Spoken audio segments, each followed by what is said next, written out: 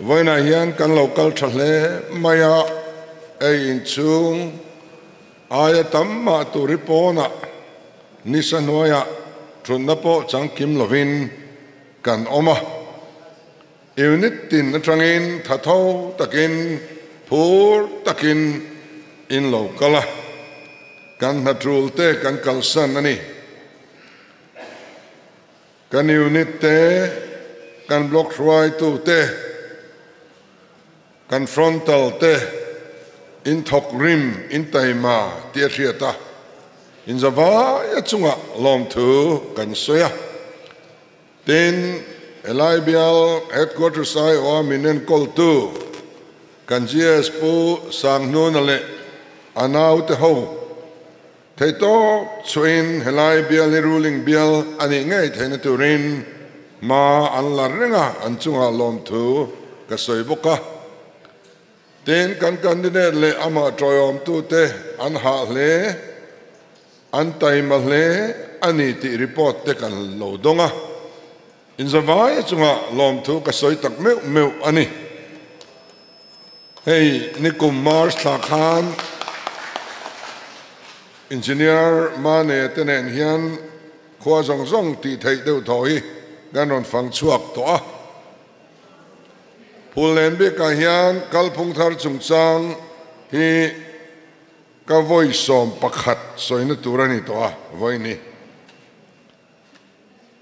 kan lo wa vai pui thin te ka thlenin pa te ngai te le midang mu za tin chatuan ram min lo pan san hlom to a an ming te han soi chwa ka du viau na in a hun te he ka soi vek lo menga voina chuan man tron kan lo thlir ram thale zual kan lo thlir kha hunin thiam achang ta a kan ti nilovin kan thei na nilovin chunglamin na athoka tunai chuan kan mela beseina inrin tok na alom ta a voina yan elai biala member thar Tratak tak mai zanga le somrung le pani kan lo nei thei le ta a kar masa masale khan champhai lam kan fanga sang ni chuang member thar kan an lom lu ta tun kar kalta khan sai halama kan wakala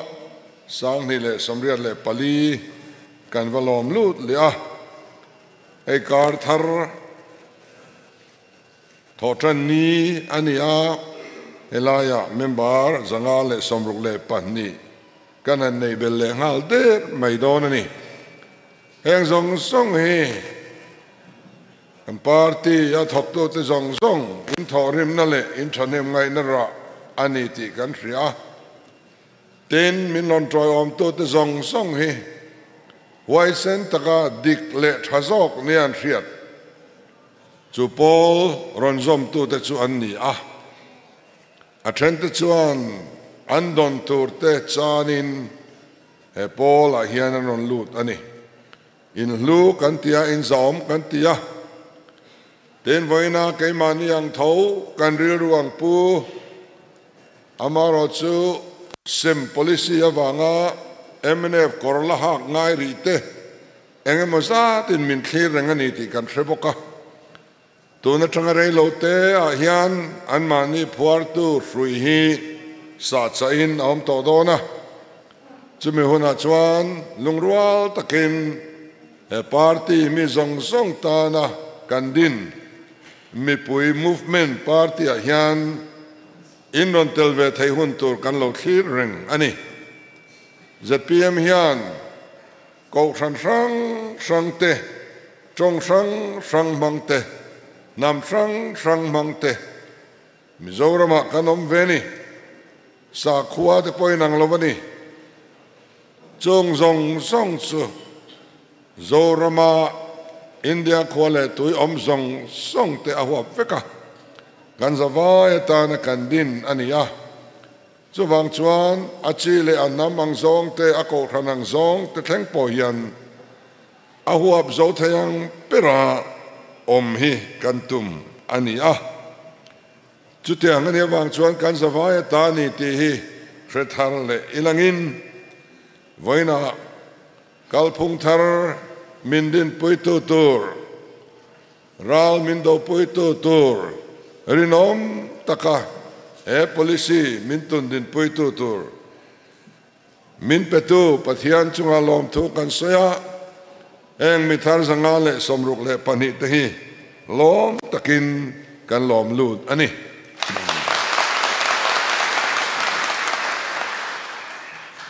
Mizorama yan sarkar na siam tur yan thil tru zual pani awma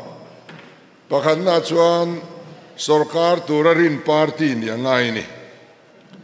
tun ma khan chief minister atungai du berti opinion poll an la fo maya pakhat nei kan ni zia maya min dot tu te la ya min thau viau zela chumin hoi chuan tu party nge sarkar rin antia chuan avon mutem ber kan ni le thin sia so wangin sarkar ta na andu ni ri ngot ka sarkar na lo ni hau lo maya sarkar rin ni tel alo ngai ni voina chuan tap sakti ti kan thria opinion poll rang kan thria in fil chuang tur kanom lo media mangin khothang to khochak to kan thudon ei nang vek to chuwang chuan beng nei chuan thero setiang mai khan voina ei chuan keimani chau hian ani to lo kan party unau dang pani te pe hi chuan min be rondan han en hian ruling e moment ti deu to ni te hian ka ria opposition ni hian anin threne utran tlat to te hian ka ria so wang chuan in ke ni chau ni lovin party dang po hian kan sarkar hi min rin puya opinion poll hezo zai lak ani to ava ya pakhan na fal nel no kan han ni kim biai mai thei te hi thil mak tak ani so wang chuan sarkar na ta na poi mo em sarkar turarin party kan lo ni ta sarkar ta na andu niringot lovin sarkar ta na an rin ber party kan lo ni ta ani adang le chuan alien ber dot tu ni ngai ni sarkar na siam tur chuan ruling kan nin to chuan athak tu tur kan mela hemi te yan policy thakop bai hi thak na ni mang miang kan tingai lem lo policy thatak nei po an la tlem deu chuan an la tlem hri mai kan ti tlat tha chu vo te la puilan tam mai don lom ti lam kan ngai to thleng ngai lo chu wang chuan ruling party kan nin to chuan athak thei tur kan zong top mai ni an chia tan that kan ngai to lo ma nan sarkar to kan ning lu tuk to kan pai to ni khamole po kan ti lo tungna ading lai pai thei tur alien ber dot tu anni hrim to kha chuanin athak nan kan lamang zat pakhat na din muna ding turin pani na zel kan lamang pathum na te palina thang te sarkar siam thailo chu kan ram political history ani tlat sang ni som pariata kananin thanga ZPM chu pani na kan ni tlat mai ni voin tlangin legislative assembly ya opposition party lian ber kan lo ni chota as all municipal corporation in thana te kon pui bial by election te pani na kan ni zela ruling kan dota congress pathum na aum chho zela dona chuan pani na mai po ni lovin pakhat na kan ron ni tran chota ni serchi biala by election anoma by election ate chuan opposition tan chuan kan tran rual vek point thlin ngai na om ngai lova in thlang tling mai la sarkar kan siam don chuang lova bial pakhat MLA tur kan thlang kha ni maya min opposition bial nian du ngai lo chutiang boru kara chuan kan hanin thanga candidate zong vote mu bel khom khan kan party vote kha aphak tatlat lo maya ruling po chu kan lo ne ta ruling party chu pan ni na lo ni ta zoka Congress party phei chuan ada kham a choi ta hialani chomenu chuan lunglei municipal council kananin thang le a ruling ram chonon thokrip le sumle painen kan hu porviawani amaro chu kananin thang le a ruling party anila Congress anila asi zong ZPM in kan la file ta vek maya voina chuan lunglei khopui chu ZPM khopui ZPM sarkar na khopui aloni tareng mai ani zomenua zema boka local council kananin thang lea chief minister bial ania au pur om khop mai nileng in an pa fain an thutchila minister wal emela wal zongzongon tle pheya sumle paile zu aleng na se me mani botin katloa kan unit try to te enge kanan don ti ka zota do man min chang thangam lo sum sim anasal tuk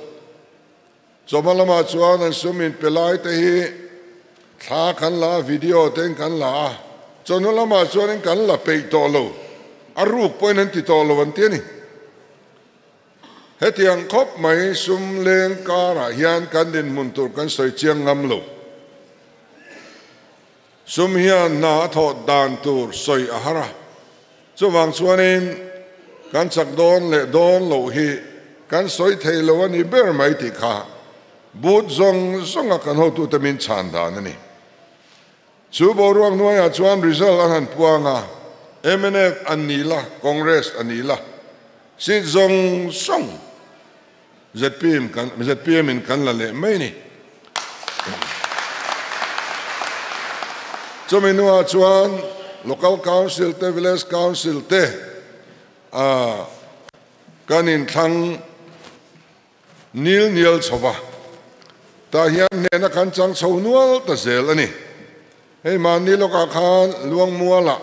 local council in thanna oma thina wangin mun arwaka chu MNF ani ai o turin afanu athi afanu ading nge aral nan po tia vot tur hrim kha an thanem thei viau donin country chu ba ka luang mual chu MNF bupui nia tu man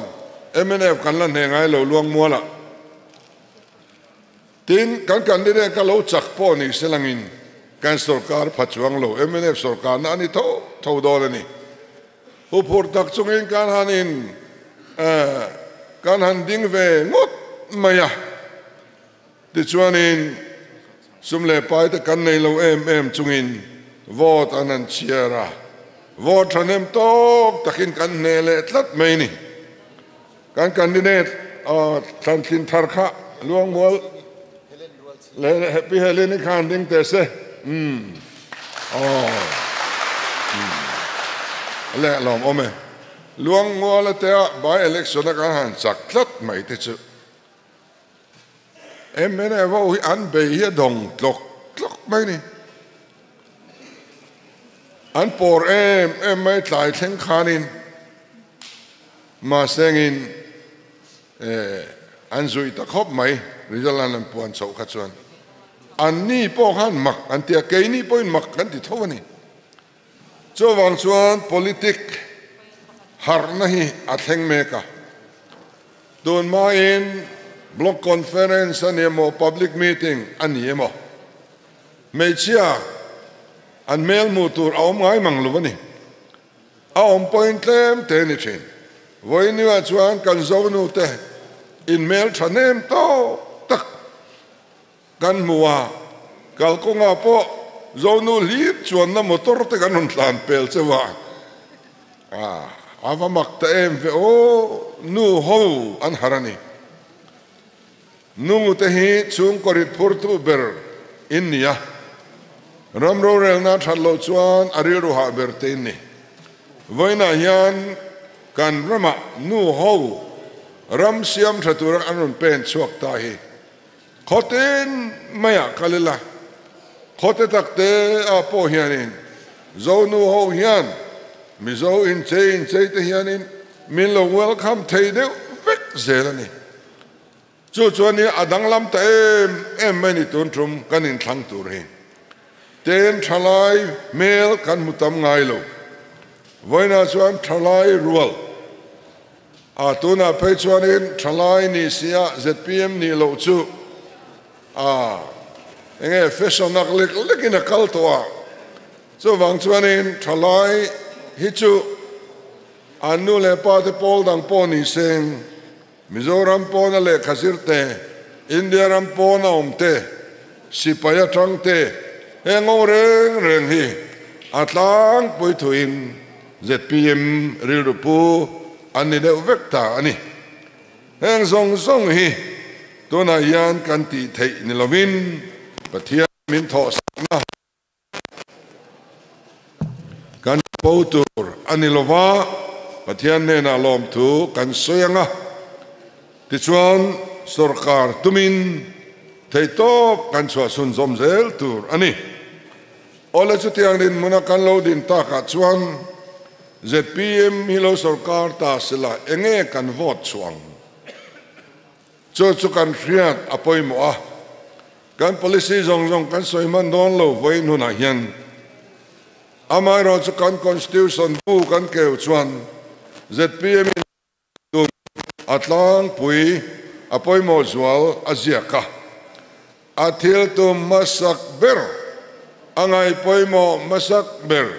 ZPM policy number 1 chu ram ro rel na pathian ram thlen tir ani tlat ani hei kan chian em non le kadua tuthlung lui hun kanen chuan Genesis kanen chuan pathian in lele van siamani Laram pani siamani van chukan thinua kanom len natur le chukanom kandam chunga kanom natur lalram pani asiama chota chuan alalram din adu ve a le alalram chu ain kol turin mihring kuta ada ti kan muani chule alalram en kol dan tur chungchang chu Mosian hena puang chuakin Mosian dan bupanga asiama Mosian dan bute tu sompek zong te enilangin van ram chan chin asoilova tharau lam chan chin asoilova hele ro re na so aom theina tur society tra aom theina tur zia na vek ani Rurel tu te bute, lau te bute, gul te, kan enchuan. Leia pathian ram din na atana, ti thalo lal te le, ti tha te lal, ti tha ati thadeu lal te, chan chen lirin akhat le mai ni. Zol ne le khabu kan en le chuan. Leia pathian ram athen natura, lal te, thuron petu, Lau thalo how to le zil tu ani le top mai ani cho tiang chuan tu thling lui bo zong kanen hian van ram kan mulwa tharau lam em po kan mulwa le pathian ram din ani then turin pathianin alo buat sai ani cho tiang chu tu thling lui huna po kan mu ani te chuan ke ni Mizoram Christian te hian hele nu chon zong hian hele hi kan mi khwal na ramania leilo te kan cham na turania ti zong in le nu chon zong in avan ram ngai zong kan in zirtir chiam maya so wang so politik te so ko khan mi te khelo turang zia zang te in kan soya Pathian biang na sa kuana in thoi na lam rong kai ero chu kanin ko mu na sa em ani amaro chu kan Bible hian in thoi na ya du pathum manei tlat pakat chu in thoi na ya du zok chu thu oi na ni adang le chu khongai na ni adang le chu ro rel na dikle felani ro rel na dikle fel hi in thoi na in lalpa tan apomom zok ti hi kan mu ani in thoi na chu kan in khom puite kan Sunday school te kan sacrament te kan soma pakhat te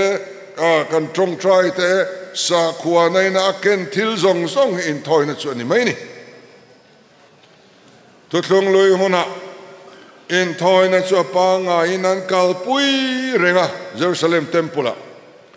chu ta in thoi thina te tho chuan temple pon lama sarkar tha an din chuang si lova milim ten be mai mayan lal tene chu tiang chu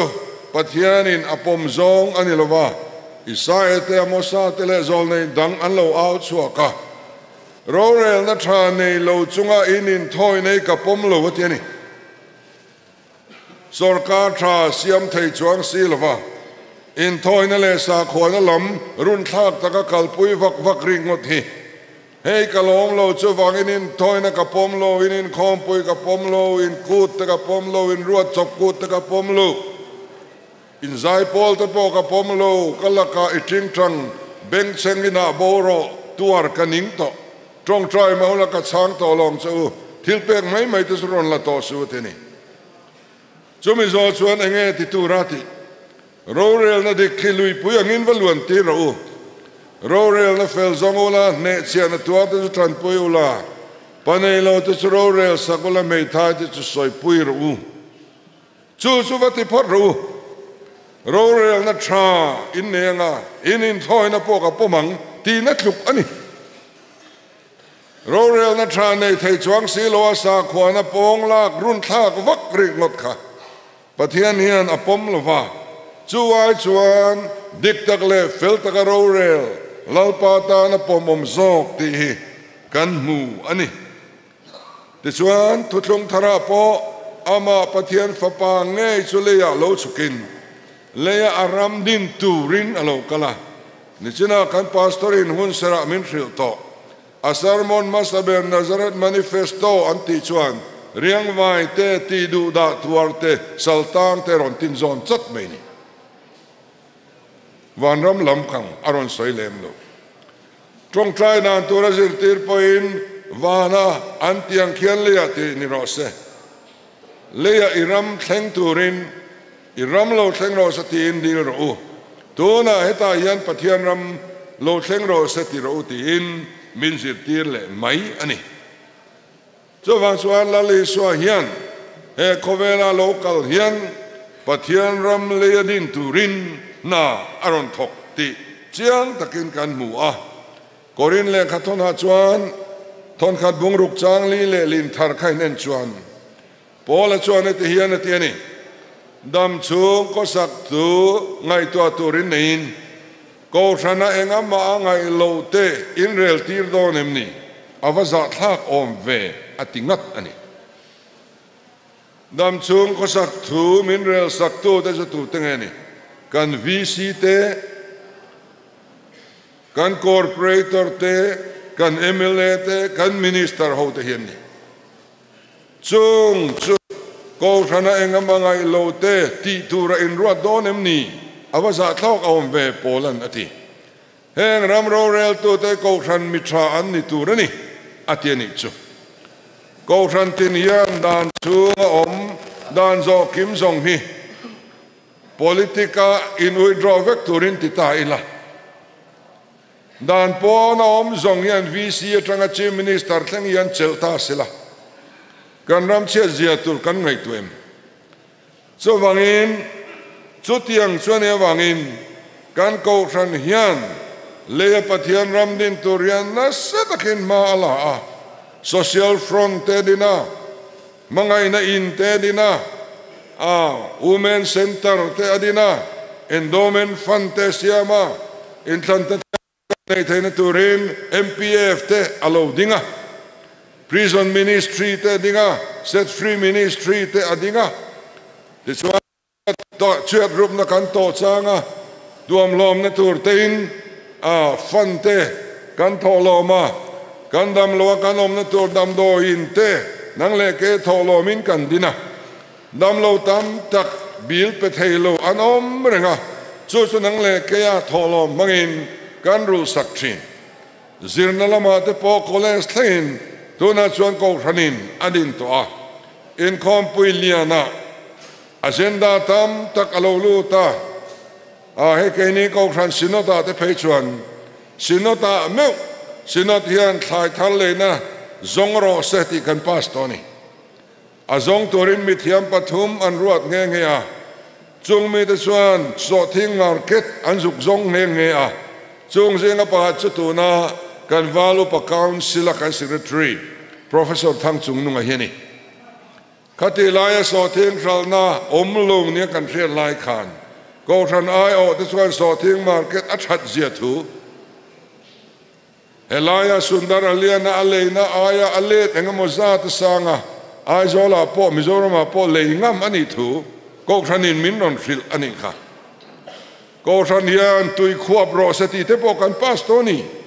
enga kanin todel thene turin bial khompuya presbytery khompuya te sem policy hiti top nirose ko thanin malarose te kantia in todel thaina tur kong in training te kanin pe a mystery training te computer appliances lampang te beauty culture te chi sang sang ko thanin skill development le entrepreneurship kanti lama ma ashwaya eng department in mo an tho tur niom zok tak vekhi ko than hian in a thok mol mol ani ko than rang rang hian mani phak to thremin le pathian ramani na tur hian kan thok reng ani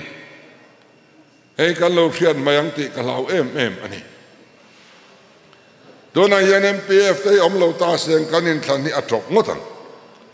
ole chu tiang chu alo nei si chuan ZPM chuan pathian le mi poite za sarkar na lo chel ani chuan Mizoram politics a pathian ram thentir chu kan tumbul pui ber alo ni don ta eng tinge kan ti ta kan chuan voina hian kan thanem khop mai tun malamang khani selangin akatungan wa thuswa tu party te mo chuni sengin tona hian zurui kanom hut toin karing ZPM Lalduhoma ero chuan kan ho tu ten min sir tira tiang laka hian kan lo film ta via va kan lom em ani zoram politics a pathianam thentir tu te kan ni dona wangin kan nung chang kan film khur angaya a in mi kan ni point ahun le muntal kan thiar thiam angaya voina poyan moi taka thataka kan tril triak thei kadu ema kan ru yani poyan ZPM chu kan ru dana dang lam tal turani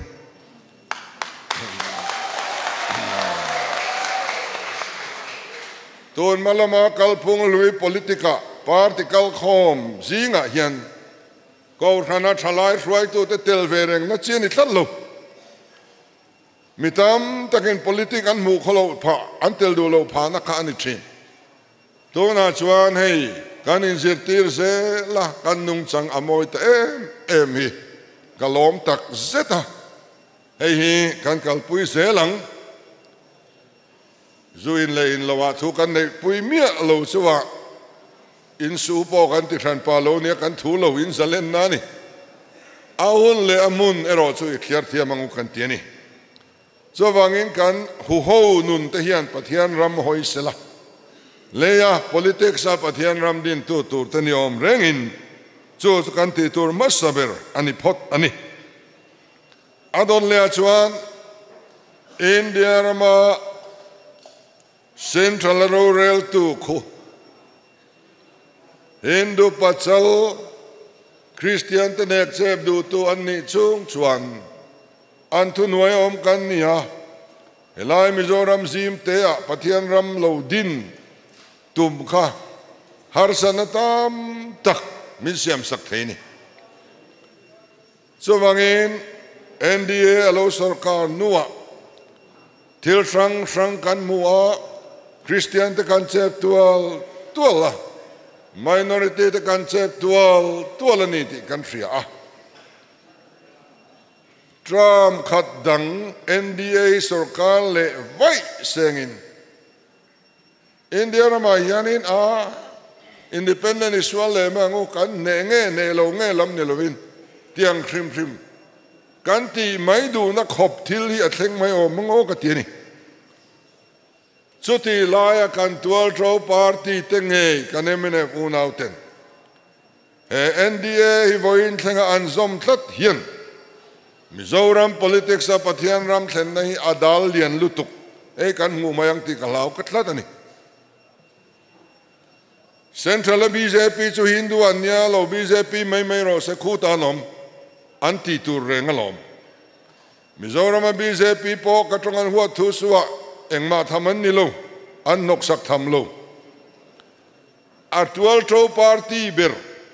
a ruling le ngal ngat in anan zom hi Hey hian til atipoi thui ema kanemene vunau ten NDA an zom avanga kanram kan sa khukal zel tur apoi thui thei tur ziale pathian le kanram tan ti tu te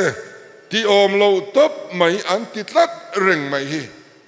amak thi ka ti top thei lo vani Citizenship Amendment Bill ngai tuani lai khan Chief Minister in kan Lok Sabha MP an dodal turzia le an vote lo turzia an soi vak kami puima bilan ran puluta parlamenta vote thak hun lo thlengta kan MP khan enge soi kha because of the gratitude that we are supporting this bill atini in chunga yang kan lom awangin he bill kan support ni tiani kha eng chunge an lom na chu in thandona poisan ron pek chu khami lom tu soi nahi don an tha thei mi lo nahi an ron pek le chu an be se wang em niang le chu chuan mani chan tur ni sela asa se chuan kan ram kan nam kan sa khwai he party hian min phat san reng ani Maniloka Manipur Isua NDA nilo zong tang ruali no confidence and move This one vote thak alo hun don ta no confidence move to ho zong chuan Central Sarkar andulo na en team nan parliament tragin chua vector antia an chua vek ani No confidence thop tu ho zong chuan tho an chuak vek a thop du lo NDA support tu ho zong chu parliament chunga an thutlat chung zinga chuan kan MP atel a chiang ani lom ni enga tinga chu ve ngam lo kan support ati sia support tu ho zong ni chuak angon ti chuan tel ve mayom a chuak ngam reng lo an lo hong airport pasal tha ang main party nen lo muak tale ngala amual bo hian an bo hian ka fia nam chung changa hian chuchuni 370 Jammu and Kashmir ina invent him na big special provision an nei te kha an pai sak lopa president rule an puanga an try to zong lung ina an khung veka Internet zong an off veka khoweli neng nga kan thelo This one to thleng kwan tharum mangin Kashmir chu an op lui tan rabbet hlentani Kaini kan humim na kan nei ve chun 371G Aom zia te kanin fil fia siak thina he 371Z kan nei theina tur hian zan lai thlengin Pulal deng ala India Home Minister in Kara voi thum ka palai ni 371 omzia hi chu akhe chiang bertura chung kai ngai veni alo om dan te kan sual so dan zong song nanram politician dam lai singa chuna om chun kan ve to mayo mango kati heng te hi har sa taka kan sual chuani amaro chu han mang tak tak donila central dance siam te Mizoram man thiang ve lo ti tak tak ta ila nok sak anti ni chuanin Kashmir ta an payang khan min pai sak le mayang uniform civil code te ron ti tak tak testa selangin Christian in nei na trong trai pathian minglam heng zong zong thei don lo bia lovania chu chuani chu tiang ti thei din muna tram khat dang an din le chuan tu nan ro rel chung ma India rama Hindu sakwa anti lento na sa jele midang min nek chep to sia hi han ngai toi langin kum nga dang hun kan pek le chuan India rama om kan tingot tong so wangin emi te pai thatur hian man kum khan Calcutta Brigade Drowna minwai som li kan kal khoma chu zinga chuan thu soi tu tlem te an ruat zinga min tel vea thu po asoina ber pola kazuk tang ani voin thangin BJP pai tuma thurwal na alakal zel BJP rim ama hi chuan a sarkar zo karing to lo chuai laman pan ve to ni amaro chu MNF te ang an ma ni thlop tu engemaw zat hian la oma heng wang hian an lian ani chung singa chuan enga te an tel thlat le eti ko bian kan du lova kan soya ko ran lamin an au chuak to a chuti laya an sangoi zon puilo ni reng mai an pola lo tel reng mai hi hei hian zoram ro rel na pathian ram thlen nei adal lian ber ringot mai ni chuwangin India rama NDA sarkar to lo se kan tiani chuan a NDA a BJP a tak tak kha helaya kan mu pa ka beitur kan nei lo kan mu pa kan beitur chu MNF hian ni mai VC in thana niemo VC in thana niemo eng in thana po MNF mizo Christian ten kan ra be angai ei chiang takini honang u ton tromen khan hi politik atra ngai tu na ringot in vote kan thak tur ani to lovang ring tu kan ni na ang hian eng party om tur hinge kan ni eng party hinge kan om lo na tur ei kan ngai tu chian angai chu pathian ram a thlen theina tan thil tul tak ani le bok ani adon le chuan candidate tha pathian ram thlen nan kan mamo Nehemia chuanin ama aro rel to lo om to te kha an hau tak ema an lal ema an chia lo te ponin ti lal ema ke ro chuan pathian trina wangin heng thilika ti velo atiang chia khan pathian ne na kan trong trai ruala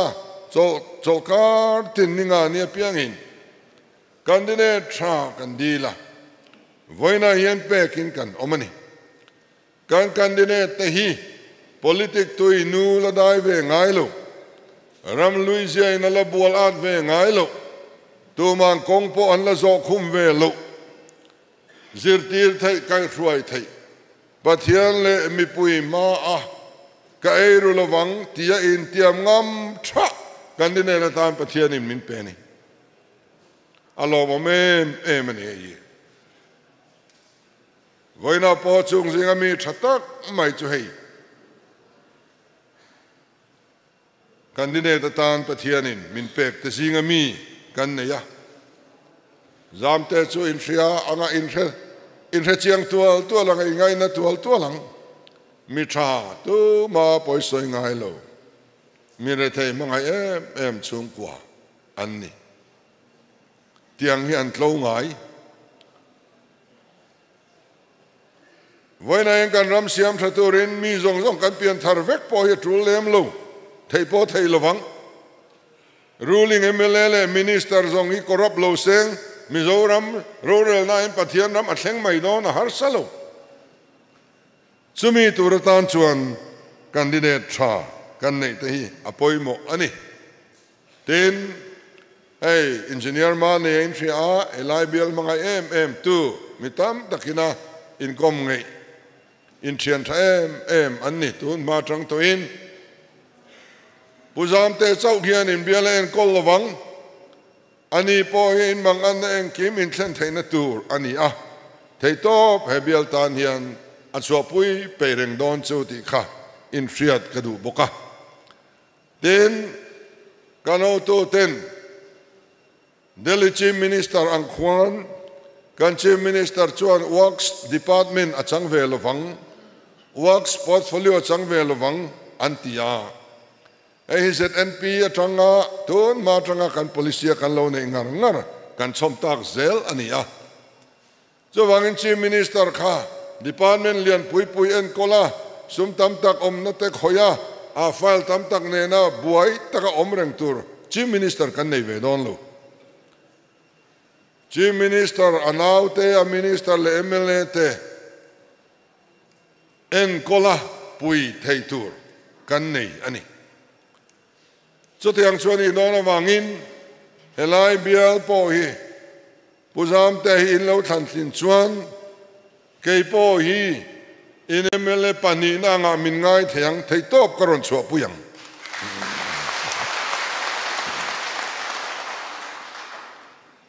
tiang chuan in bial sang pui thei turin in ti zang khai kan tum ani ten adang le chuan kan ram leilung hi adam lovani kan ram chemek kan forest aral mek kan sikle sa kholuma zual tual tuite akang trep ta kan nama kongpuyan online miraman ti dan angin anti tir velova kong sangan no liam tir mai leivung te min zuame mbika leivung te kong sangan no thak tu nilovin apai na tur muna pai vector ania chuta ta na sen so tur zong chu an estimate until vec ani Mizoram mai ro chuan khatianga an va phura an sen so treu tur ngai lo khan kong thanga hai liam mai zel palsak tu cm a om tlat me nuaman tingot ang hlok ngotang chutianga palsak tu laka chuanin an uivak bik lo mai theni thil dang te poka khanga wang khan kan ram kan tin chemeka rompung ria chang som nia chuan thil siam zong nu nau vei na tuar rumangin an rumek pathian fa te lo lan hun tur nga kin atiani an dua wanga oman ni lo om tir tu wanga oman ni voina kan nung cha kan lui dong kan chakai kan sanga en kim mai chalei thei lo khopa leivung ina ti chiat mek keni ser se bial te phesu kan leilet zau takin tuar na salutuk toni zong om tir tu te wanga omani rorel na pathian ramathen lo wangin kan thingle mau kan nung cha zong kan lui dung ten an tuar mek ani so wangin ram nuam zok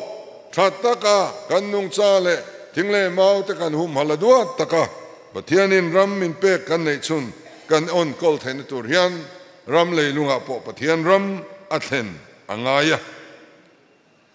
ten leibat tam tak kan ya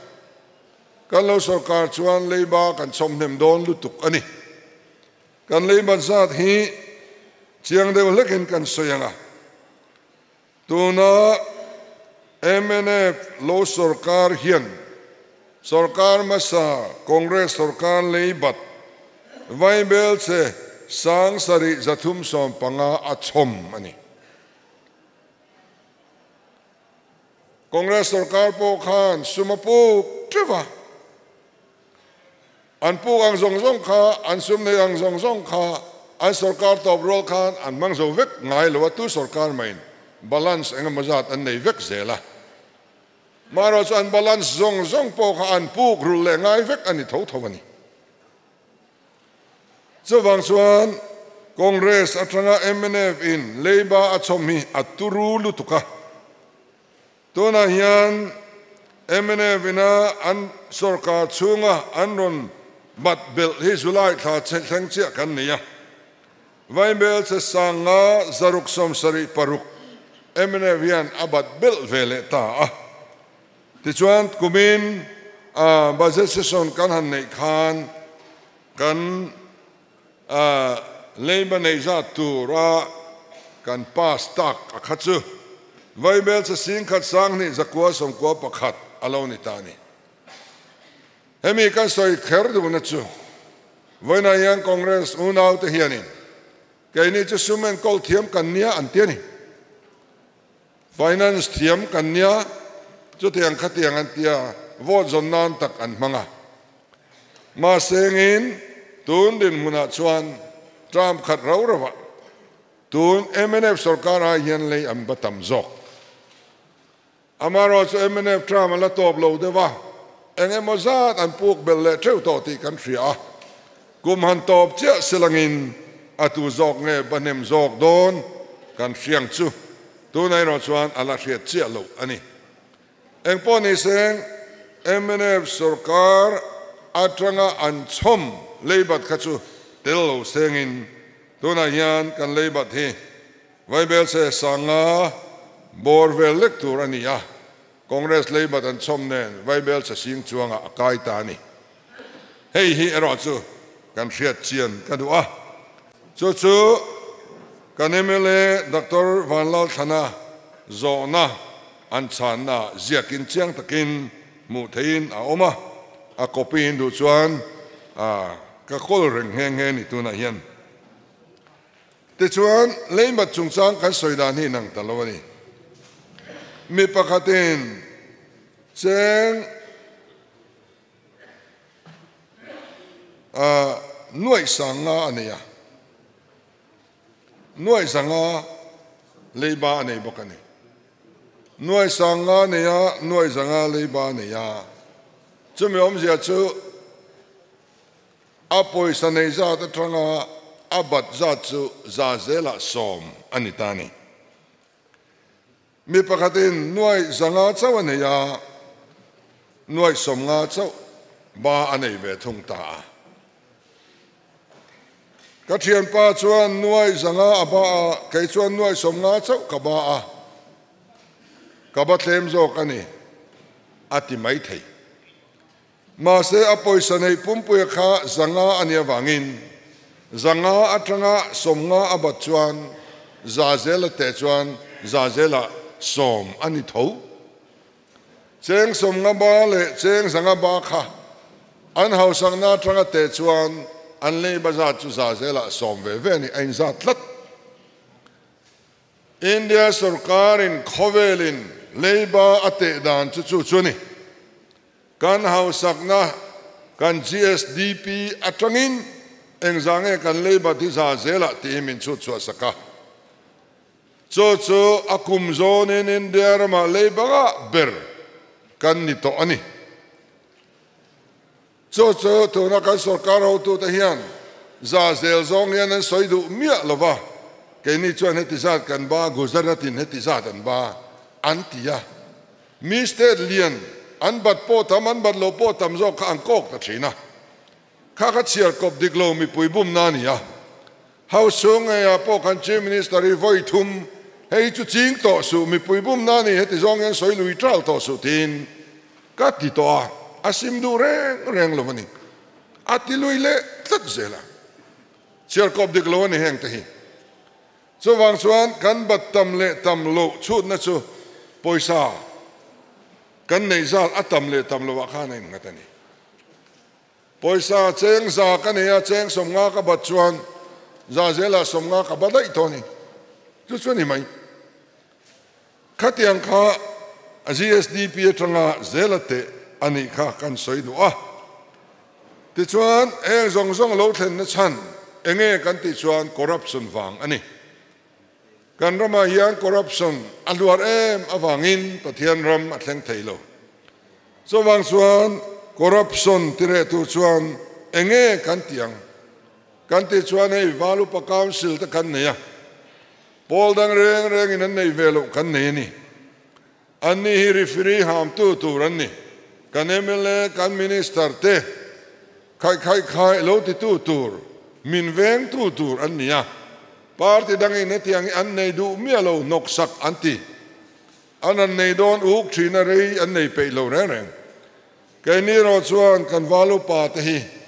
kan sarkar huna min humim tu tur thil sual kan ti tur min veng tu tur tan kan duwa kan chuang em ani minister po lo ming chadawani chuan kan valu pa te lo ko ta sela I chol mai thalo mo ti ta sela chol lo rual ani lawang thunai na ran pa na ni na pe ni lo ma se kan valu pa te na minister ni tlak lawan ngai tan chuan politika kalzel a har khop tong chu kai ni constitution a yana in bill tel tat awangin kan dang lam don ani kan ti ya tiang chuan corruption ti re dan tur sang kan duang treu ani chu tiang zelin in to del lo na chi sang kan ne tinge kan in to delang ti kan ngai tua chu ta chuan a eng po ni se kan lo sarkar ve ni chuan kan lei ba ti tam le po ni seng akum khat na tangin kun na thok tu te ta nian kan luang chuang ngal tur ani sai thar pali so thing ai eng marcha le mun phia hei tal ni chu akum khat na tangin kan lei tran turani ti in thutluk na siam ania aret po kan puang chuak vek to ani hei kumina so thing aret a thale a kan fria ani ret a tha chuan kan tai ma mai ni lia puya te chuan chung kwa nuai som panga lo leiman an kat zut mai chung ko pakhat pe chuan nuai som li le paruk an lo leiman ani an zir ti tu te tlai bang reng hi atlan hian anon tlan ho dora na tho corona sok ram laman pan ngal duak zelan tini a hloka kan that sengai lo champaya kuwa lo lu lai tak khan apal tlang khwa zan khwa in loading le unloading kha antia sing khat te zan khatan hlo theni an tlai wa thak mai ni that chian om lo reng a chu in in chuani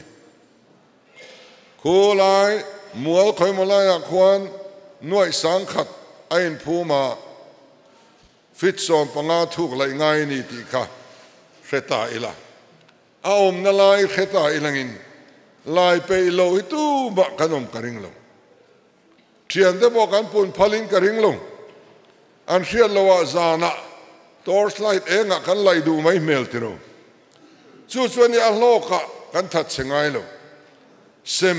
chu mi polaron om vele ming pela ti sa ti dongang tiang zonga apiang sual zonga kan lo in kai hroi re lutuk to awang ero hi chuan tun hi kan thleng ani maya ke ni chuan kha kan zuar velwa tho rim na le tai mak na kan zuar ani ti chuan so ting te po are ta tra tuna kan tia kamian ya wang khan na kumare ta thale don ti na ni reng lo kumin la hian so thing re ta tlaniam le vek to kan hriani chumi tlaniam le thin laka min humim tu tur sarkar ret kan ma mo ta a hemi ret hian sarkar in la dona leidu chuan hemi aya to vain le ngai ni mai kan ti dona kan ret aya to va leidu anom chuarin an le mai nga kan va boi don lo poisa kan sen po ngai lo an le mai ang kuminan le danang khan kan ret anga le ngamanom lo piang in angam huai bernen kan in rem sia manga angam huai bernen kan pe mayang som nga atlin lo na chu sarkar sumin kan no khat mai non ani so subsidy ten tia support price ten tia market intervention scheme ten tia chu tangai za tur om po chu kan research wing kan mi thiam ten an chu chuak vek to a tampo lo ngai ha lo nuai za po awai bel se za po da ngai don lovin kan hria ani tiang chuanin heng thai te hi tun ma jong zonga rer hreselova kum thluan risk kan la ang mai ni to lo khan a rer hresa a kan tho ni chuan atai ma hi kan ding chuak don a chiang reng ti chuan kan sum le pai nin mun kan song het tialanga akum le adang kan le chho thei zelanga akum khanna tan chuan heng item pali hian bul itran phot te ang ti kha kan roi tu ten an du dan ania kan lo puang chuak ta ni ten chumino da chuan han holding policy kan tia hian bana kai policy kan han tia hian mania kal thei lo hi kan omani mani ka kal na khuwa pakada chuan so lai chim lama sonin mam te khuwa omani thleng ang khobula son an khuwa lung kha lo tha em maya lung chang thatak mai quality tha em mai hin ne ya chu ei zon nan an banga ti khan an ban thain tu bole cheni nen an be ngat maya khol nei ve hi an ot ngoi ani khang lung han lang na tur ang khol enge mote hi chu an nei ve theilang chon kan khwa hi chon kan van ding chuak na sadon an ti vong ani an ti thiam renga an ti thei renga ma se an ti thei tlat lo an thei lo na chan chu abul tran na turan nei tlat lo ani chu tiang che chuan kan thalai singa te po an ni lekha non zir chuaka skill development entrepreneurship lama hei chu ka ti ve thei an tia nu le paten bul tran na pek tur kan nei si lo chuan ti ngai na aum lo an ti thei lo tlat mai ani ei kan thalai rual then khat company ten dina keite po minon muani factory te naw han din ten du an thiam zong vekani an din the ni ma se akal kong lai na tura khan akal kong lai na tur po suman nei lo ahung na tur po nei lo electric polo na tur le tui connection ti na tur po nei lo a building sang na tur po nei lo khol le na tur an nei lo an noya thok te lo tur po nei lo thiam na chuan nei vek bul tran nan nei lo anti thei lo reng mai ni chu tiang in ran vul lamat po ka kal do na arte som ni te min pe sarkarin ei zon na thamani lo ei zon na tham lo ei kan zon don chuan ar po bong po kel po vok po eng po lo ni ro se thanem tham atanga bul kan tran nga ya chu tiang a bul tran thei lo tan chuan in kong hi ping tlat mai ni so wang chuan ei zon na chi sang huan ania mo leilet ania mo sanga dil ania mo sumdon ania mo mobile repair lam ania mo eng po khalo ni selangin ngun thok takin ZPM sarkar chuan chung mi chu enanga an trade than le an project than kha afuem adikem ei mu na tlak aniem ti kha align department mi thiam ten ngun takin an zir chian saktura ni kan tiani alo tlak ani chuan an ma ni chung kwa kha ama mi mal kha bultran na pek tlak aniem mitumru minin chwa tum aniem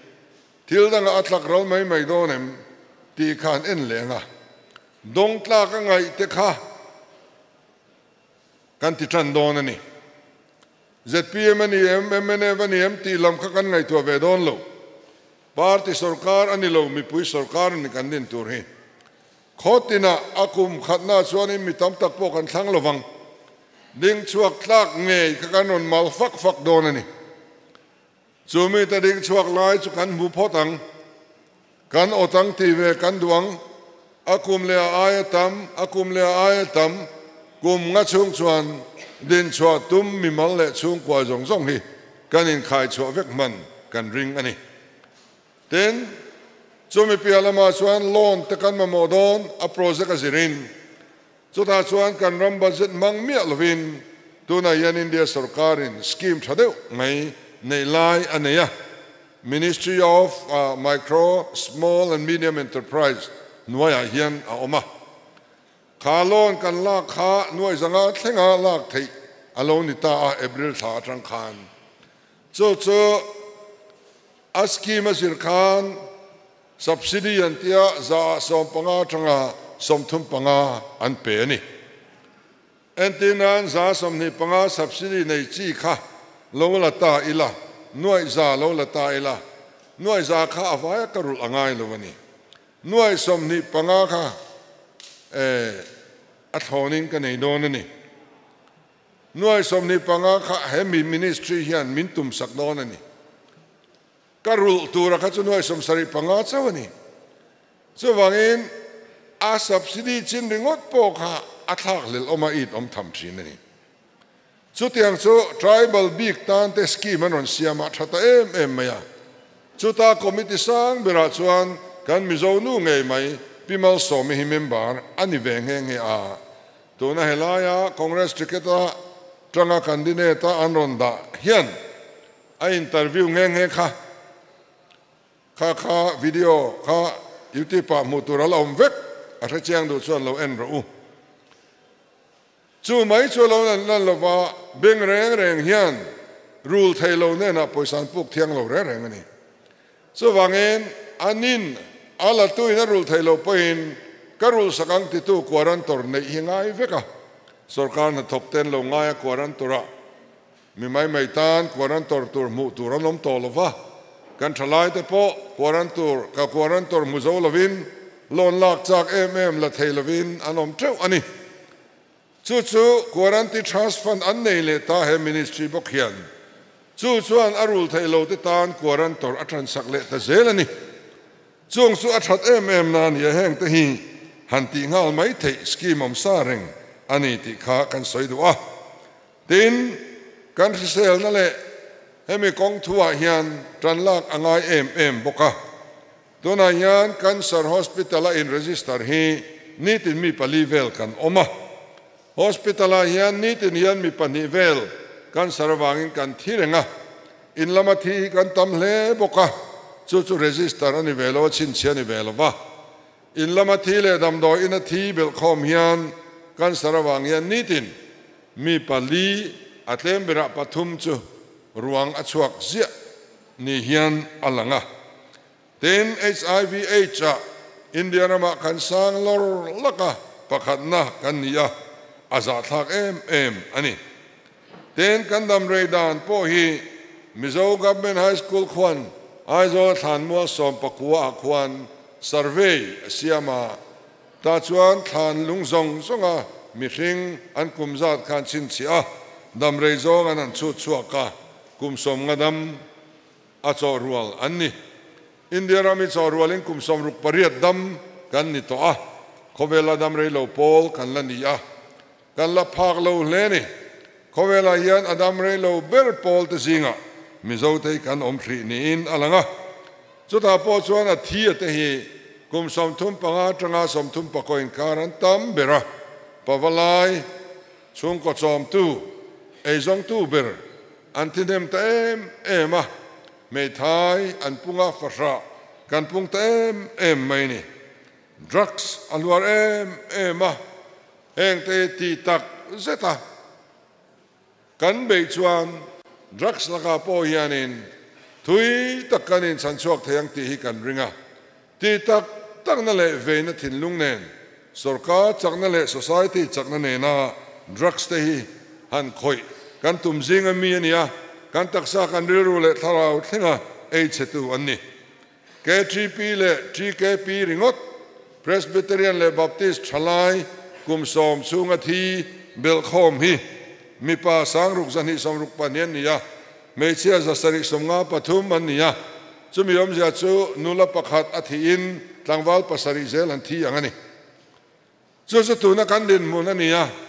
hetiang reta mipa kan hek chau zel chuan kan nula ten mipa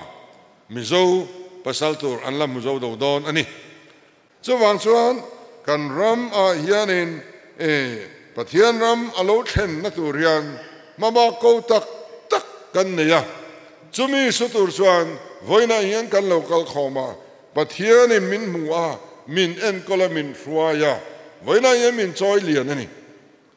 adik cha chuan kan ton den muna chuan intelligent report apo si somthum pathum hi chumin pen hi tu na hian chudin muna chuan kan oma party dang te hi han om ve seng chudin muna chuanin an thomalian ngotin karing cái ni làm chu kan zuai rain karing chu tiang din muna chuan kan chak na ni lovin pathian in min hunga I chak na ni lovin I thil ti the na hek lovin ka tharau zok in le ti hi kanin nga na ani thin chu wang chuan pathian tharau zok a che chuan aol sam pathian chuan man ruwa anga khop mai tuna yang kan ko fran kan pui thiam te pon au chuak to kan ramadam theina turin kan ril drama kan tu hal to thalai te anin sing sa nu ho te pusa supa ZPM Leader kholian le khote sem heva kal na pia ngai yani kal konga motor chuang han to po yani khol jin zong zong en ZPM zo ta mani ti mai tur yani kan pol en ti thei vek to me kong chia hanom se han chol lekilangin akanin chibai supa thla kan la kan venga chung kan thatak takanian ti thei sela khadin muna khan eng wangin nge nang le kei hun kan ni kan ti chuan kan soitak zong nat natin reng kha ti dam turin pathian in min kovani kan thling bik pon lo kan thabik pon lo ma se pathian in min ti thling thei gideon a minoi zeplu tuk po pa huai sen top khok general ropuya pathian ne cher thei ni ke ni po min ti chak thei min ti huai thei ani he na ropui tak thok tu hi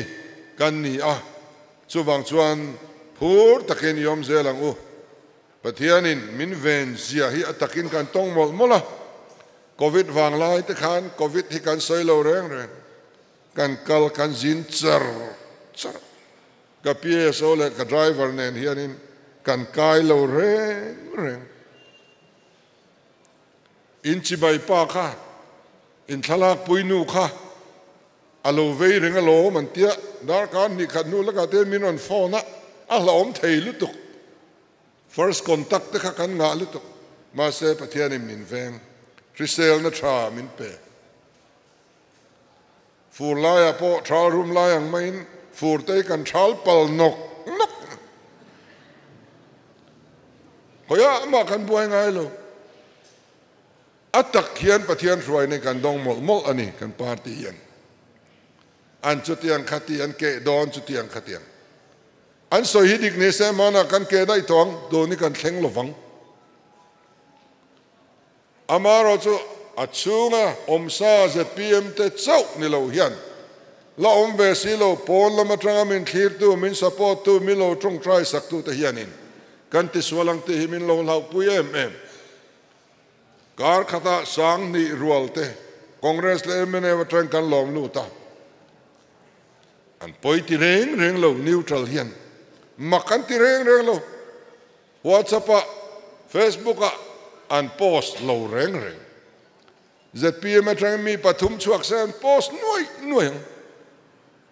eng wange kan ti chuan min khir tu mi pui hian ka sarkar lo hian lawa poi hian lo ti bani chu ti angania wang chuan enge molek kan an ti po hianin thil kan hriat sual le kan trong sual ringot po hi poi thui thei big ma se sonate po kan thil kan han hriat sual ve ngai dam kan dil le ma an ni MLA te tak khana sin hriat sual ni pu deputy speaker ti tur te kha o lal pa ten ni ma sen soi pe lo reng mi hianin Abrahaman asinga thata titok te khano ma sengin nga ma an ngai lo pol dang soi chu kan ho tu te chu thil chete an soi sual po hianin zoram hi khat mai ZPM zoram agenda ani ni ngot to tu na chuanin hoya po kalilang WhatsApp Facebook boka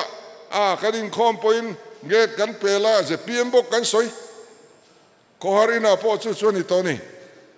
chu wang chuan pathian hian thil tum keini kaltlang hian anei ti hi hreina aman ruate kan ni a kan la sak fo thin kan zo lam tluang chu thuin chuk so le ri ma sila chung pathian khian min hruai thleng nge yang tia hian in ngat tlat ila ZPM ma sarkar na turin puzam te MLA kan thlan ki na ngai Sarkar tham MLA kan nei lo chuan kan soi zong zong hi thleng don lo chu wangin thanem ngai taka kan candidate atlin thei nge na tura